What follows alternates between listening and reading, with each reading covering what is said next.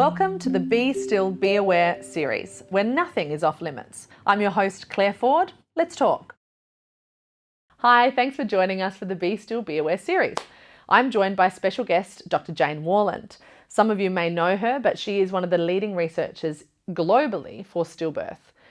And the tools that we are going to be able to take away from this are evidence-based, easy to use tools in practice and in your everyday life in pregnancy to keep mum and baby safe and give you the chance of having the best outcome in your pregnancy. What is happening in research in Australia and what does that actually look like? Where does it come from and where do the ideas stem from? So join in. Thanks for joining us today and let's talk. Before we begin, we'd like to acknowledge the traditional owners of the land on which this series is recorded and pay our respects to their elders, past, present and emerging. Hi, I'm Claire Foord, your host for the Be Still, Be Aware series. Today I'm joined by Jane Warland. Some of you might know Jane. She's an avid researcher, an advocate, a midwife, an educator. She has lots and lots of titles. Most importantly, she's a mother. She's a mother to 5, 2 boys and 3 girls. And one of those girls, Emma, is above. Jane, let's talk about research, about stillbirth and prevention and all those things in between. But it would be amiss of us not to talk about Emma and understand her story a little bit. You know, she has siblings and a wonderful parents. And Emma's birth was a pivotal moment in your life. Yes. Can we talk about her a little bit if you feel comfortable? Well, as you say, it was a pivotal moment in my life and has, I guess, directed the course of my life since then. She was stillborn in 1993, and since then I've really dedicated my life to finding out the reasons for why stillbirth happens. Gee, I mean, that's a very powerful statement right there, that you have dedicated your life to finding out why. Not just why Emma and why you, but why stillbirth? What is it that we don't know about it? And this, you know, Emma was perfect. Yeah. And she was your beautiful little girl.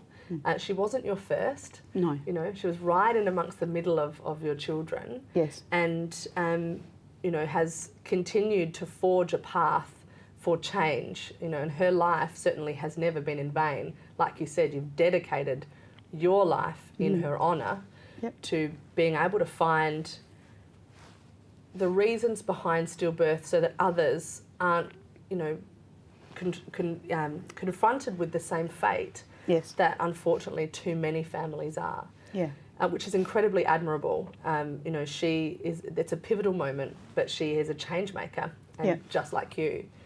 So she's lucky to have you as a mum because you've continued on and forged a path for so much understanding around the why, the what, and the how we might prevent it.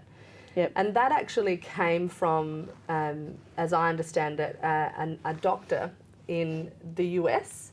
Can you talk about that phone call? You had quite an important phone call where he gave you a call and asked you some questions. Yeah, so the background to that was that after Emma's death I joined an international network of bereaved parents on a blog or a place called Parents Place. Doesn't exist anymore, but in those days that's like a group that talked to each other and supported each other after stillbirth. And one day, one of the mums on that group, who was actually American, said, if you've had an unexplained stillbirth, get in contact with Dr. Jason Collins. He's got a theory that you might be interested in hearing about. So I took down his contact details and sent him an email. And the next day when I was at work, I got this phone call out of the blue from this man with an American accent. And he said, is that Jane Warland? And I said, yes. And And he said, it's Dr. Jason Collins here. And I said, heavens, how on earth did you get my phone number? And just to point out, this was in the day and age where you could hear the phone ticking over and the money being spent on an international phone call. Correct. You didn't have FaceTime and quick, internet phone calls and Zoom and Skype and all that kind of stuff. No. Let alone mobile contact with international people. This was a proper landline phone call. It was like, Yes. hang on a second, out of the blue. People didn't make phone calls. They sent letters back then. Correct. And it's not that long ago. I'm They just did. pointing that out. It's not that long ago. We're not going medieval times here. This is actually, technology has come a long way. So you got this phone call, which was huge in itself, that someone would make the time and effort to pick up the phone and call money. you. Very and spend costly. the money. Yeah, in the middle of the hearing day. Your voice. I asked him if he could talk. We happened to be quiet at work that day, and I said, I'm very interested in hearing what your theory is. And he said, can I ask you some questions first? I said, yeah, sure. And he said, do you suffer from low blood pressure? And I said, yes, I do. I've always had low blood pressure. If I get up suddenly, I feel woozy and dizzy.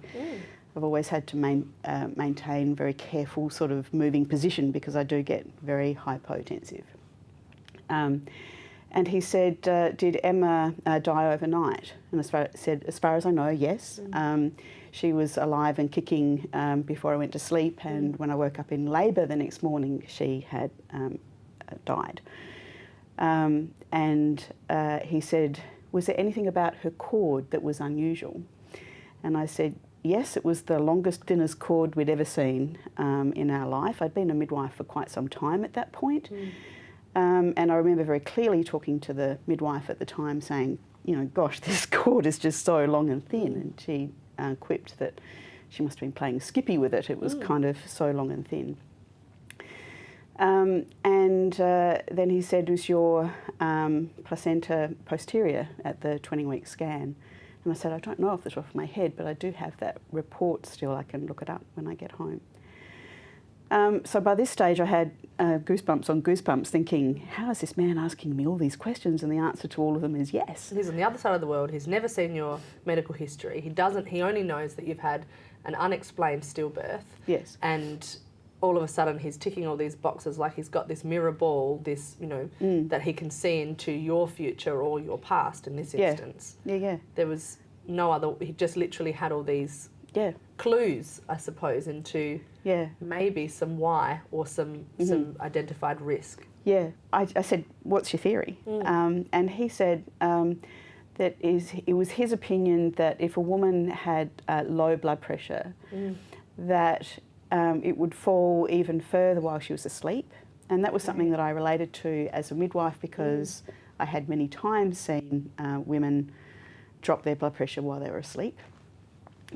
He said if you happen to be on your back and you've got a posterior placenta, a very long, thin cord that might be around the baby's neck, as it was with Emma, it was loosely around her neck, not such that it would have caused her death, but it was just noted to be around her neck.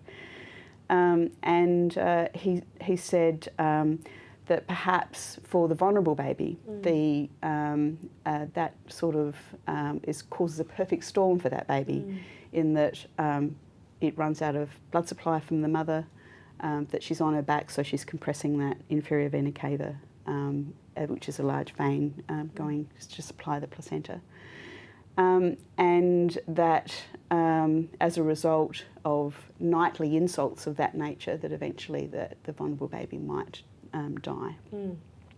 That made perfect sense to me as both a midwife and as someone who understood the physiology, I guess, of what he was talking about. So I thanked him, I hung up, I went to my home as quickly as I could after I finished work. Found the ultrasound report from 1993, and it said posterior placenta. So it ticked all of those boxes. That theory seemed to fit perfectly for what had happened to Emma. Then I checked all of our other reports, and all of our other children have had anterior placentas, so she was the only one with a posterior placenta. So hearing that, and I suppose where we're going to go, next in our conversation, it there's these, red flags, that you just went, hang on. This wasn't just one of those things that unfortunately people unhelpfully sprout off. Yes. And stillbirth, whilst there might not be a cause and it might be unexplained, doesn't mean that there isn't any risk. And Correct. like you said, and like the doctor identified, that vulnerable baby, that perfect storm, which is, such that's such an ideal explanation for, it is like a storm when your baby is stillborn, because it's all of these emotions and craziness, but it is also so perfect because it's your beautiful baby. So the choice of words that he chose, I certainly, appreciate. And I'm sure he didn't even think of that, but I certainly, that's, kind of nice, I suppose, in a very sad and awful way, but for those who haven't been through it, for those who are listening and watching this, to understand that, that's a really an apt description of what it all feels like, just that nature of the beast. Yep. So this triggered something further in you. You were already a midwife. You already had authored a book. You were already supporting people, advocating for people to share their stories already on a stillbirth stage, and being there to support other families through this. And you said, hang on a sec. If there is all of these things and this, these red flags or this perfect storm that can occur, maybe I'm not the only one. Right, I want to go and do, I want to become a doctor myself. I'm going to do a PhD. I want to research this. And I love that you absolutely did not take no for an answer. You kept pushing and pushing until you got the answer you needed and wanted. And you did a master's by research, and then you went on to do your PhD. Not completely true. Not completely true? Okay, take us through it. So you went to do your master's? No, well... Sort of. Sort of. So I asked Jason at the time whether he had researched this. Yeah. And he said no. So it's a theory. Okay. But he encouraged me to. And I said, I can't. I don't have the qualifications. And he just said, well, I'm too busy. I can't either. But that did sow a seed in the back of my mind of, how can I research this when I don't have those qualifications? So a few years later, I actually saw a notice in the staff room when I was having a cup of tea, looked up and said that there was a scholarship available at our local universities for qualified midwives to do a PhD. And I rang them and I said, what's a qualified midwife? And they said, if the university accepts you, then you're qualified.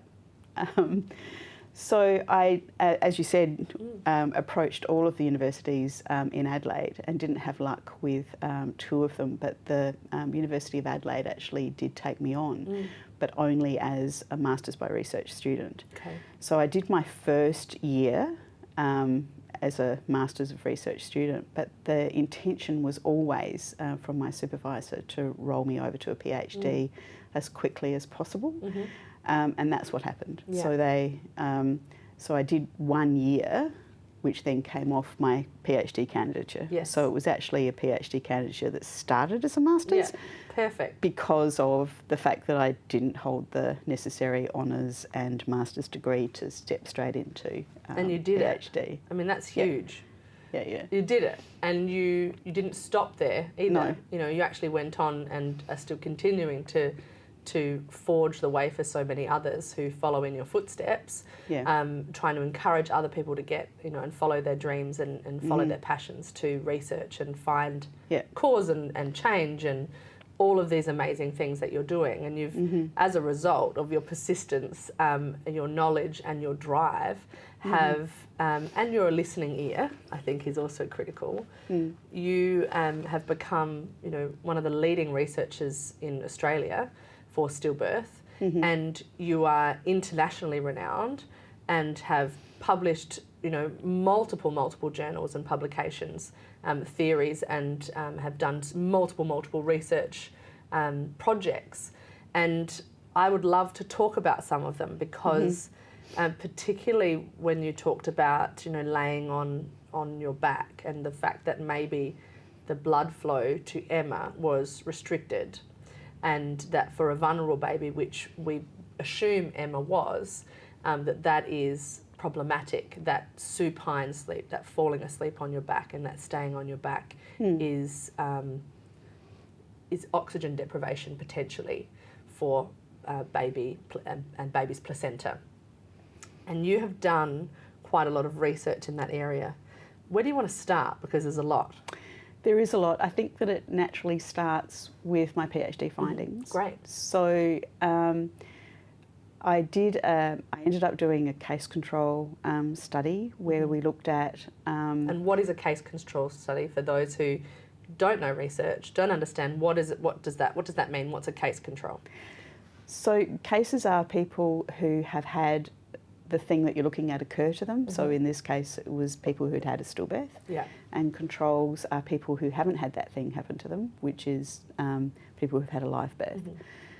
So we compared case notes from people who'd had a stillbirth with people who'd had a live birth. And it's actually a very strong way of finding out information because if you find differences, then the differences are likely to be because of what you found. So I looked specifically at what the blood pressures were throughout the pregnancy for women who'd had a stillbirth and women who'd had a live birth. And I actually found a couple of interesting associations. So the first was that women with borderline low blood pressure were at increased risk, nearly twice increased risk of stillbirth versus women with really low blood pressure and with really high blood pressure. The people with really high blood pressure were at a decreased risk, and we think that that's probably because high blood pressure is a risk factor that is looked at and managed, and the woman is usually delivered if the blood pressure gets too high and too out of control in order to prevent stillbirth. So it made perfect sense that high blood pressure wasn't a risk factor in our study. Low wasn't either, and that was kind of interesting until we sort of thought about what having a borderline low blood pressure might mean. And what I mean by borderline low is if you think about the average blood pressure of being something like 120 on 80, that we probably all heard about, had a blood pressure taken lots of times in our life, and 120 on 80 seems to be where a lot of people sort of sit. Borderline low is something like 110 on 60. So it's not that much different from 120 on 80, but it is that lower rate is involved in diffusion of the placenta. So it is important that, perfusion of the placenta. So it is important that the that lower figure doesn't get too low. And then the really low blood pressure of 90 on 50 kind of thing that a lot of pregnant women do have wasn't found to be associated with stillbirth, and we think that that might be because if the blood pressure is so low during the day, it's not likely to fall much further during sleep, and that the whole system, the whole placenta and everything is set up for that lower perfusion happening throughout the 24 hours. Whereas the woman who's at risk is that borderline low, where she's probably okay during the day, and it's during the night when that normal dip in blood pressure happens as you fall deeply asleep, that for her the perfusion might not be all that good for the baby. So even when I did my PhD, which was finished in 2007, I was already talking about maybe sleeping on your back is a pivotal thing. In pregnancy? In pregnancy, because if you have that low blood pressure but you're not on your back, then the baby probably is still getting enough supply. So a pivotal factor for risk. For risk, Yeah. because if you're on your back, we know now from lots of research from collaborators across the globe that it does compress that inferior vena cava, that big vein that runs alongside your spine, supplying, mainly supplying the lower part of your body, including your uterus and your placenta. So if the pregnant woman lies on her back in late pregnancy, it does compress that vein to the point where sometimes it's really very compressed. Particularly, I would assume, in the latter part of pregnancy, Yes. closer to term. Yeah, so Leslie McCown's group from New Zealand has shown quite categorically that the risk increases as the pregnancy goes on. So the more that the pregnant woman lies on her back or settles to sleep on her back, the later in pregnancy, the increased risk. So there's a background risk of about 3-4 times increased risk, but if you're on your back late in pregnancy, then it's 10 times increased risk. Wow. So it really does increase. So just to understand what 10 times risk is, Yeah. so in Australia we're talking, for stillbirth, it's 1 in 135 pregnancies will end in stillbirth. Yep. And closer to term, we're talking 1 in 200. So when you're talking 10 times risk, that's slightly terrifying to think about. Yes. And to put it into such, to make it statistically, it's very statistically significant. Yes. But we can avoid that. You can very easily Yeah. avoid that. And so that's where the research further has gone. Yes. And you've done much, much more even since then. Yeah. And, what is the advice now? What do we need to be advising every single pregnant woman? Because we don't know who the Emmas of the world are. We don't know who the vulnerable baby is. Yeah. What do we need to be saying to, what should everybody, whether they be a clinician, whether they be someone's mum, whether they be a friend, what should we be encouraging expectant mums? How should they sleep? How should they rest? What's the advice? So the advice from research is that from 28 weeks of pregnancy, that the woman should settle to sleep on her side. Either side doesn't matter, provided it's not the back. And we know from research that I've done with video cameras from people who've very kindly agreed to be videoed as they're sleeping when they're pregnant. We know that the position that you fall to sleep in is the position that you spend most of the night in when you're pregnant. It's not so much the case when you're not pregnant. You can move around a bit more freely when you're not pregnant, but when you are pregnant, it's much more likely that the position that you go to sleep in is the position that you will stay asleep in for a good part of the night. So settling to sleep on your side obviously has the potential to reduce your stillbirth risk factor. Yes. Is it tenfold? No, it's about threefold. Threefold risk reduction Yes. if you settle to sleep on your side, and it doesn't actually matter what side. I think that's also critical because we have, old information around, left lateral, so settling on, your left, which obviously is still important in certain for certain people and certain things, but in the general population of pregnant women, it doesn't actually matter. Left or right, doesn't matter as long as you settle to sleep on your side. And I'm hammering it down because this is great. This is where research becomes a tool that we can use to help prevent loss and prevent death, in fact. So that's terrific. I mean, you must be incredibly proud of the fact that we've now got some really, categorical evidence around some, not just, it went from a theory to a fact to hang on, how do we now put this into practice? Yes. And it's so simple. Yes. The other thing that we really need to hammer home is that if a woman who's pregnant wakes up on her back, that she doesn't need to be concerned. Yes, She can't immediately panic and go and ring her doctor and say, I think I've just killed my baby. Yeah. That it's perfectly fine to be adjusting your position and waking up on your back. One of the other things that we did find in that same study where we were videotaping women was we asked them how much time they thought they had been sleeping in different positions. And of course, while you're asleep, you don't actually really know. Yeah. And what we found was that women would often be sleeping for a lengthy period on their side. Mm-hmm. They would roll onto their back minutes before they woke up, go to the bathroom, come back to bed, and settle to sleep back on their side. But what they told us was that they thought that because they'd woken on their back that they'd been sleeping on their back. And our video evidence tells us that that's not usually the case. What normally happens is that you roll onto your back just before you wake up. You wake up and you think, oh, I've been on my back, and it's really likely to have been only a few minutes or seconds even. Yeah. So that's very encouraging. It's reassuring that, and women need to know that so that they don't panic with this information about sleeping on your back. And we also don't want partners to panic and be prodding their partner and saying, you're on your back, you're on your back. Because the really key thing is settling to sleep position. That's the one that's been demonstrated. So rather than prodding, saying, you're on your back, encouraging them to settle on their side. Yes. You know, just remember, settle on your side. Yeah. You know.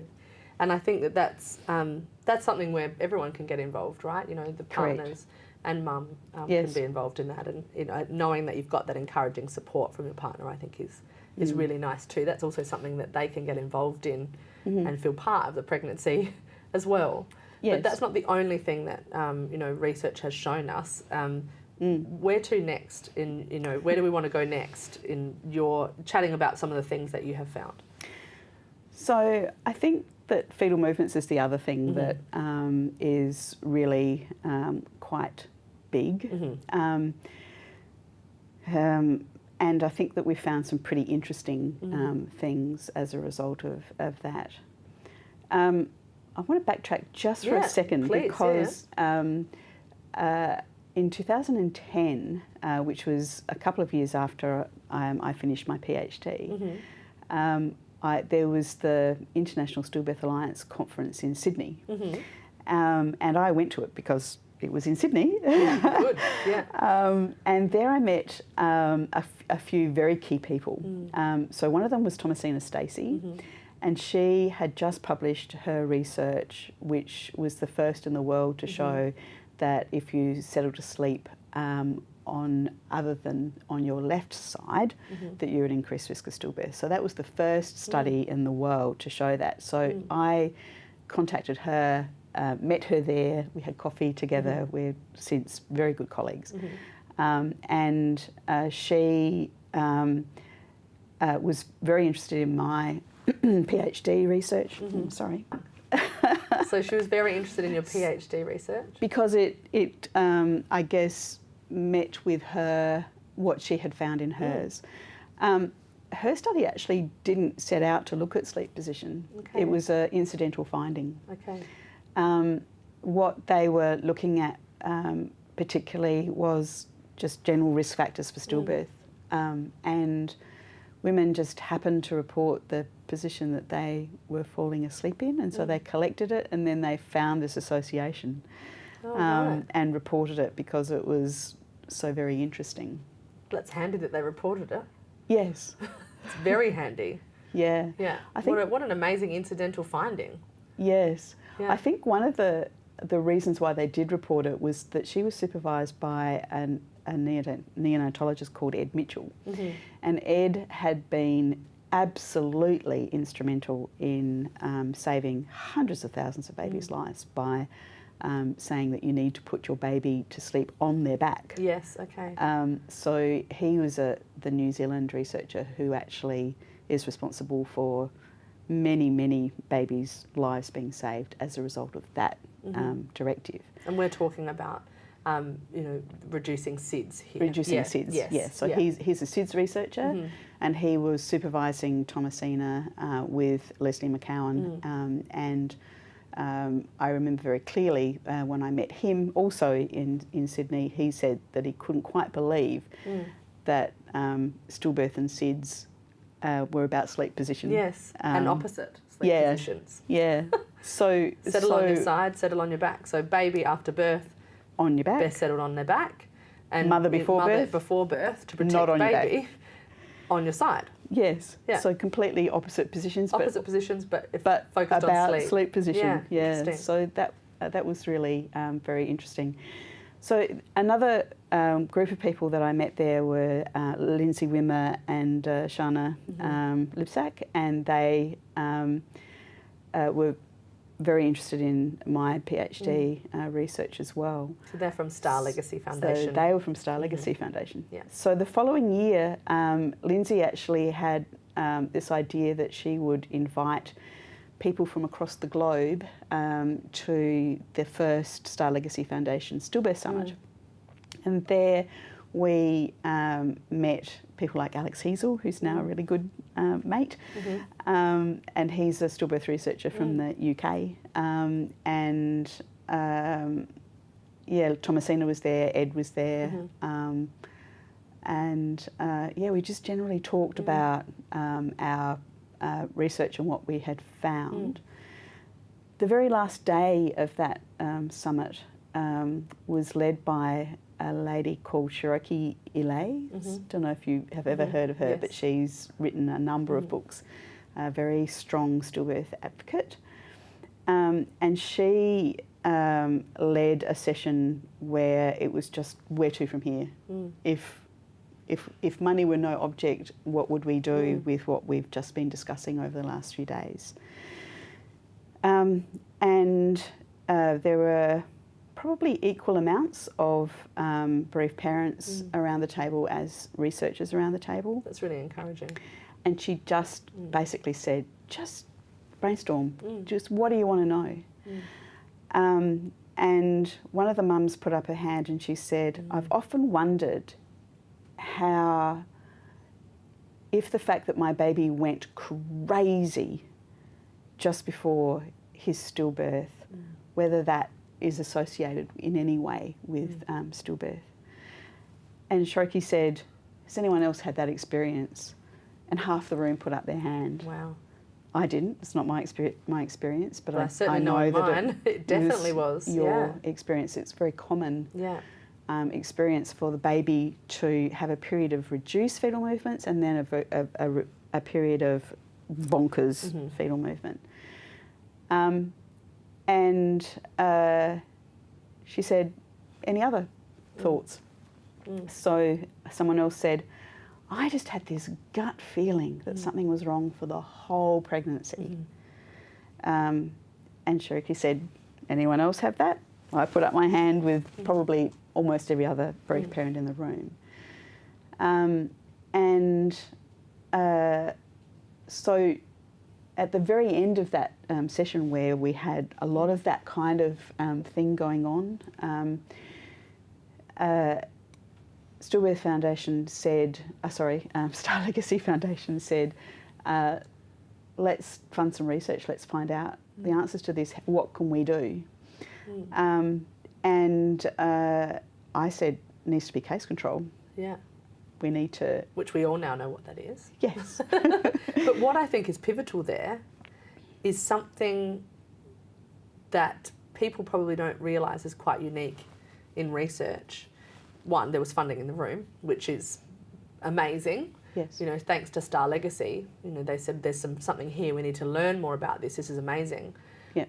But even more critical to that was the parent voice, and that it was heard, and that co-creation, that co-led, the co-designed model about the things we need to be looking at in terms of research. That lived experience is so powerful because it can give us so many indicators of new misunderstood risk or even risks we had no idea about. So I totally love that story because, you know, this is where those that are listening and watching this interview and our chat, if you go, oh my goodness, I've had that, or I've had this, or I'm curious about this, what's the harm in letting us know so we can actually see if others have had that same similarity? You know, the more we have these conversations, the more we can identify similar facts and then hopefully feed into new research. So that's super exciting. So Star Legacy said, there's something here. Yeah.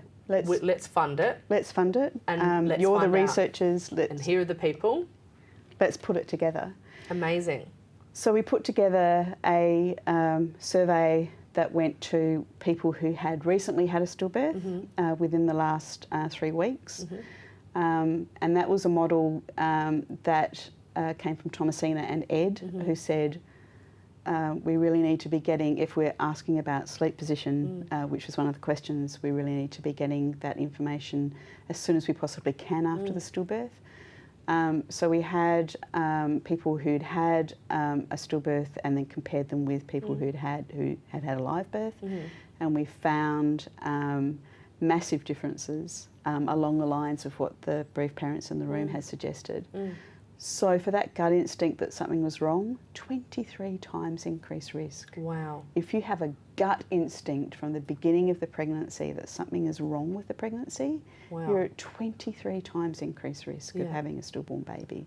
It's huge, absolutely massive. And on that, for those that are listening, I want to just have people listen to what you just said then and really think about what they are feeling. Because that's something that, I mean, is a trigger thing for me too, because I go, you know, when someone says I'm feeling really anxious or I'm just really worried, it's very different. You're not talking about feeling anxious in pregnancy or thinking, hang on, why did I get the perfect pregnancy and other people experience loss? This is a deep-seated something isn't right, this feeling of, you know, that there is something really wrong. Yes. Yeah, so it's a very different So it's feeling. completely, it's not anxiety. It's totally different, but I want to flag that. Anxiety, very, very important point, because we don't want women thinking, oh gosh, you know, I'm anxious, so therefore my baby's going to die. At risk, It is that completely different from anxiety. We're not talking about anxiety. No. None of the women who described this feeling talked about it in terms of being anxious. They talked about it in terms of gut instinct, strong intuition, that something was desperately wrong, but not being able to put your finger on it. So not being able to actually feel even that they could report it because they sort of thought, well, it's just a gut feeling. The it's sense nothing. of doom is, So that was interesting. And the other really important findings that came out of that study were that we shouldn't be only concerned about changes in frequency of fetal movement. That women who reported that crazy movement were 8 times increased risk of stillbirth. And in our study, we actually didn't have anybody, or actually, sorry, we had one. We had one woman in the control group who described this crazy feeling, and she told us what happened. So she said, I had, my baby went crazy, it concerned me, I went to hospital. The control group is live birth. So I had this feeling, this baby went crazy, it concerned me, I went to hospital, they did a CTG, it didn't look good. I had an emergency cesarean section. The baby was born flat. They were able to resuscitate him. Wow. So that was a near miss. That's a near miss. It's not a, you know, so if she didn't report, if she didn't go in, she would very quickly become a case, which is the women who'd experienced a stillbirth. Yeah. So it was a common thing for the baby to do that. And importantly, here, if we're talking about women who go, oh, my baby's moving lots, again, we're not talking about that. We're talking about the words that the women use describe this behaviour perfectly. So they talk about crazy, wild, ballistic, nuts, bananas, bonkers, berserk, ballistic, those sorts of words. If they're using words like fierce and strong and mover and shaker, football player, that's terrific. That's actually good news. That means that your baby is well and thriving. So it's associated with usually what happens is that the baby slows down. So what we had from our historical cohort, which I haven't told you about, we actually wanted to collect data from anyone who wanted to put up their hand. But you couldn't be in that case control group unless you'd had a stillbirth very recently. So what we did was we also collected data from anyone who wanted to put up their hand, and that was uncontrolled. But we still got pretty interesting information from that group. So that because group, anybody who's experienced a stillbirth, well, I certainly can speak from experience and talking to other families who've experienced the same. It's concreted in your psyche. You don't forget these things. No. So yeah, I find it. I'm very glad that you said, look, actually, let's just allow people to share their story and tell us what they know, because who knows what we'll find. So thank you for doing that. So we had a couple of thousand women in that particular group, and the data initially we analysed that information first.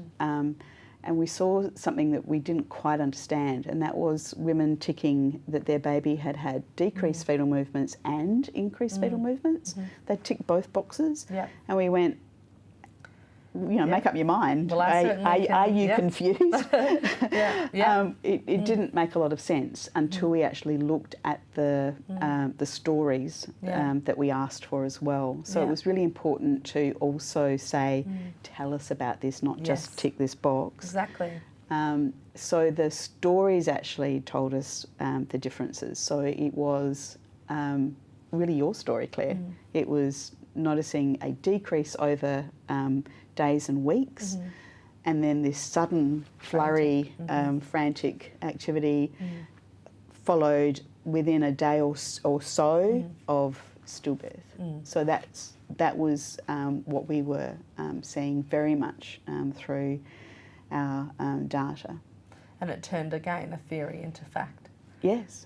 Which I think, you know, through listening, just like, you know, you had also been shown through that doctor that originally spoke to you. Yes. He heard you, he listened to your story and Emma's story and said, okay, this is my theory.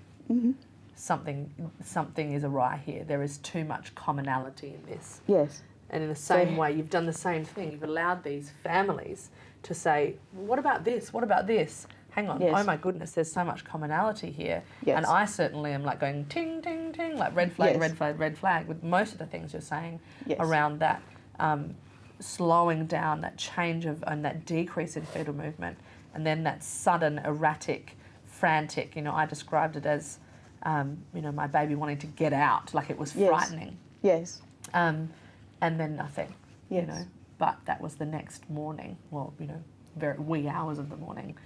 So I think what's really encouraging in all this, and from this, I think acting on what's going on is critical, right? Yes. So if you notice not just a decrease in your baby's movements, but that frantic increase, so that altered fetal movement or a change in the way your baby moves. Yes. What do we need to tell families to do? Go in, get checked straight away, speak up. Yes. All of that. Yeah. So we also found changes in strength. Yes. Okay. So not just the frequency. Not just frequency. In fact, frequency was less associated than strength. Yeah. Wow.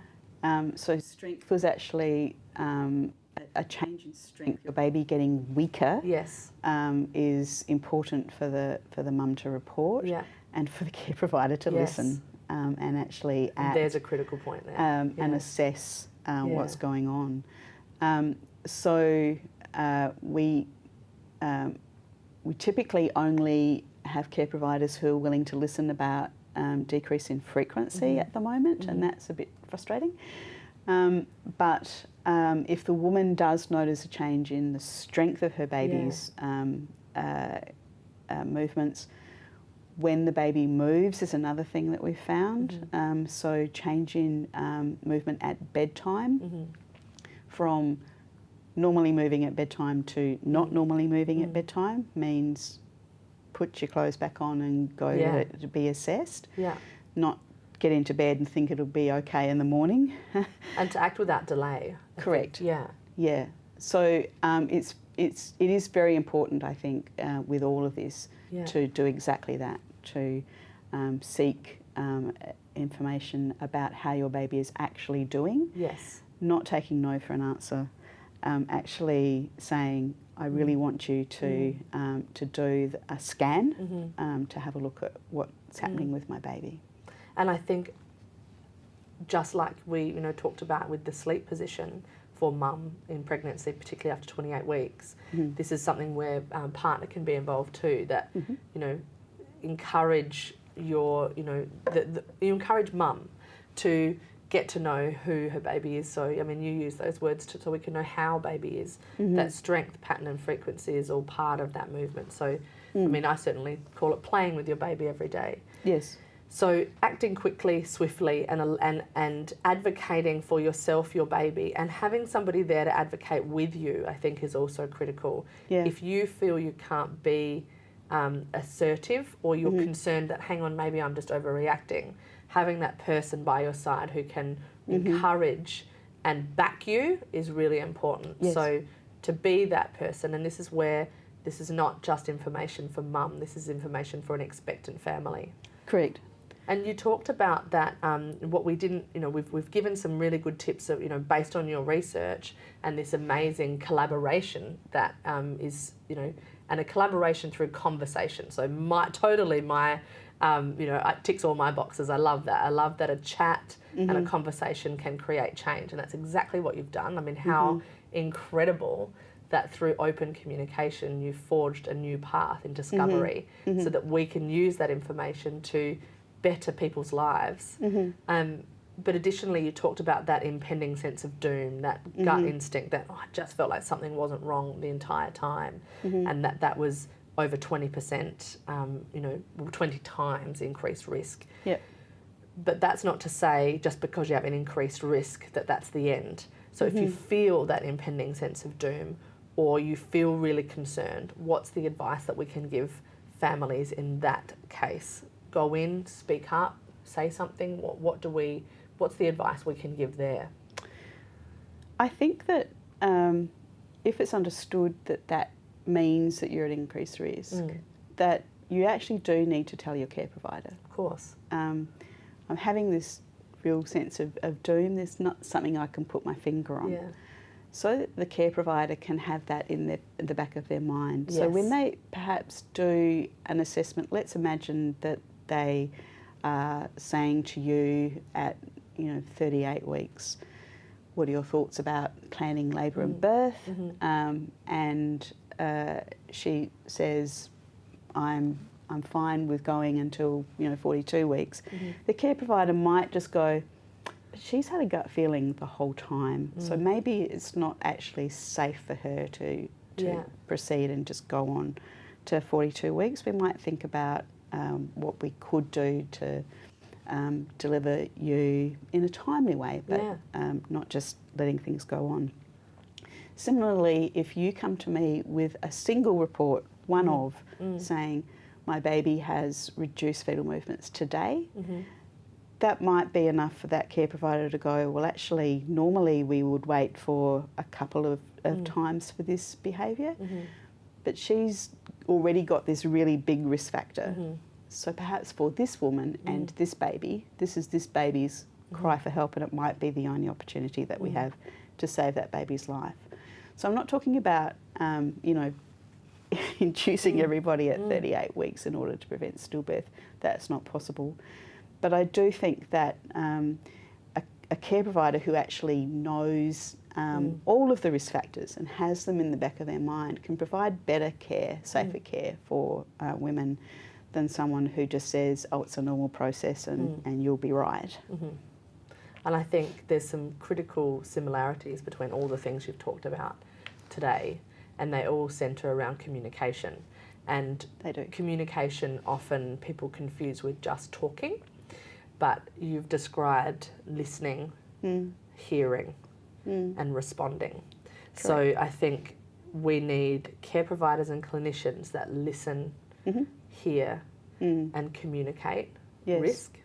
We need mums and families who speak up, say what's going on, Yes. communicate their own understanding of their bodies and their babies. Yes. Because if any of us fail to communicate with one another, we're also putting our bodies, our babies and our pregnancies at risk. Yeah, So, potentially anyway. Yeah, I mean, these tools that you have created, you know, and we now can arm women with and families, expectant families with, is crucial in being able to reduce and put an end to preventable stillbirth. And, you know, going back to that whole, just because there's no known cause doesn't mean there's no risk.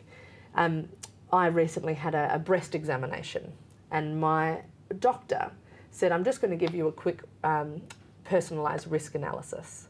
And I thought, this is fascinating, because for me, I went, okay, and she just went through all of these things and said, do you have this? Do you have this? Do you have this? Do you have this? Has anyone in your family had this? What's your ethnicity? What's your background? What's your even religion? Like, it was literally so incredibly thorough. Religion. That's for another conversation, because we don't want to confuse it here. But there was, or, you know, from the past.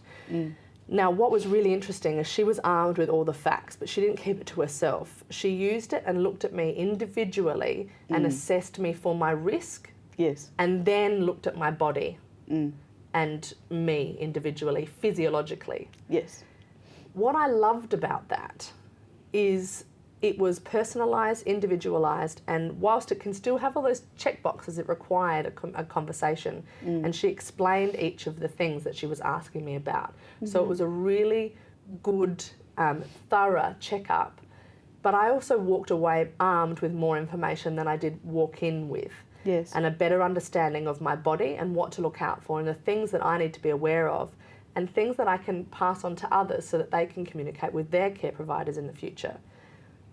I found that fascinating, because in pregnancy, it's all well and good for somebody to be armed with this information from a clinical perspective, but unless we are individualising care, like you just described, if a mum says, I've got this impending sense of doom, and communicates with her care provider, the care provider then can check that off and go, okay, so that's one of her risk factors, and now she's presented with a change in fetal movements. I'm concerned, and because she is, and let's communicate about what our options are here and where we're at. That's individualised, customised care based on what she and her baby needs, because everybody, every pregnancy and every baby is different. Yes. So is there room in antenatal care, given that you've been in a midwife for many, many years and you educate others on how to provide care, is there room for individualised risk assessments? We can change the words if we like, but where everybody is assessed and asked the questions of the key things that we know are risk factors in stillbirth. Do you think there's a need for that, and should we be looking at it? Yes and yes. Good. The end. No, yes, I do think that that's where we need to go next, because now we have some things that we know increase risk, but the problem is that we still have this pretty old-fashioned, fairly paternalistic attitude towards pregnant women. So for some reason, someone somewhere decided that you can't actually talk to pregnant women in those sorts of terms because you'll make them anxious. Crazy, yeah. Now, giving you that information about your risk of breast cancer, did that make you anxious? Not at all. It made me ask questions, and I wanted to know, well, why are you looking out for that? It wasn't like I got given a red card as I walked out. It was so that we both could be prepared for what might be next. Even if you were given a red card, even if it was like but I wasn't just told to send off and go away. She literally went through everything. I felt armed with information. I felt more empowered than I did when I went in there. Walking out of there, I felt empowered, but I also felt really calm.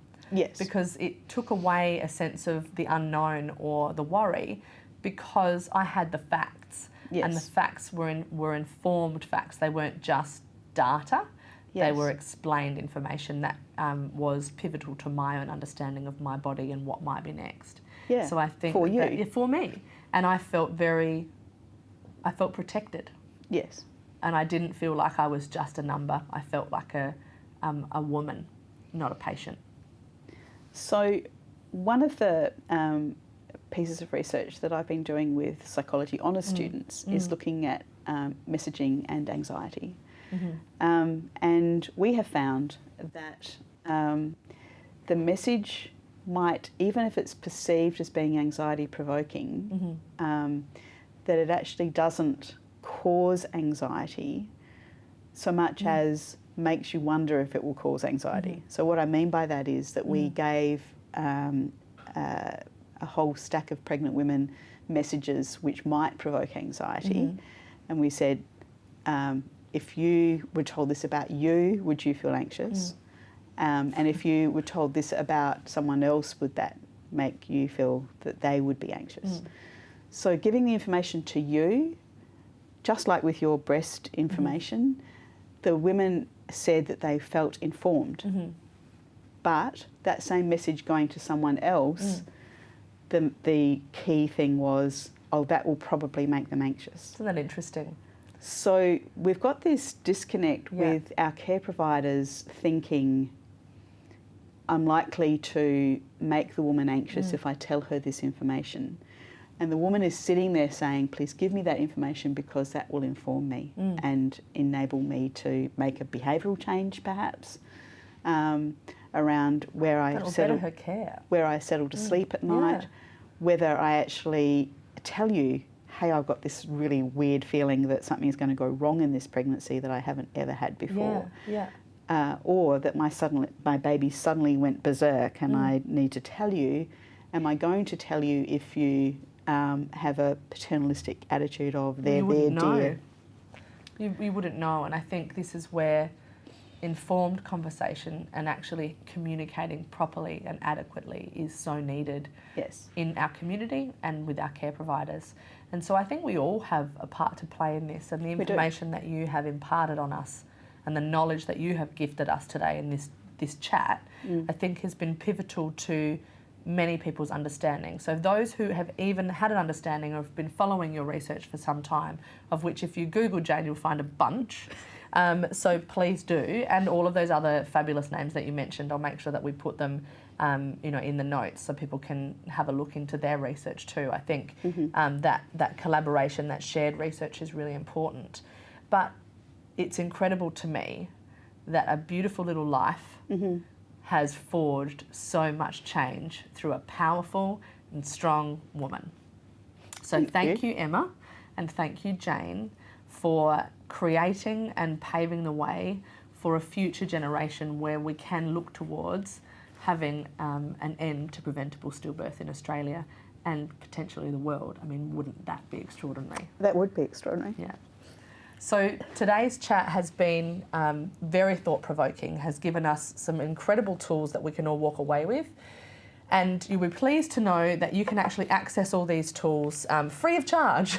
All you need to do is hit us up on the Stillaware site, go on, download all your information where we talk to you about what you can actually do, ways to have the conversation with your care provider and the things that you need to be looking out for if you are pregnant or expecting or know someone who is. Trust your gut, trust your baby, communicate openly, and remember that movements really are a really good indicator of a baby's health and well-being. Pattern, strength and frequency need to be paid attention to. You need to listen to your instincts and act quickly without delay, and you also need to start to settle to sleep on your side if you are pregnant and in your third trimester. So thanks so much for joining us today, and we look forward to you joining us again next time. Thanks for joining us today, and we look forward to you joining us again next time. Remember, it's never too early to have a conversation, but it really can be too late. If you'd like to know more about Stillaware, the charity that's bringing you this series, head to stillaware.org.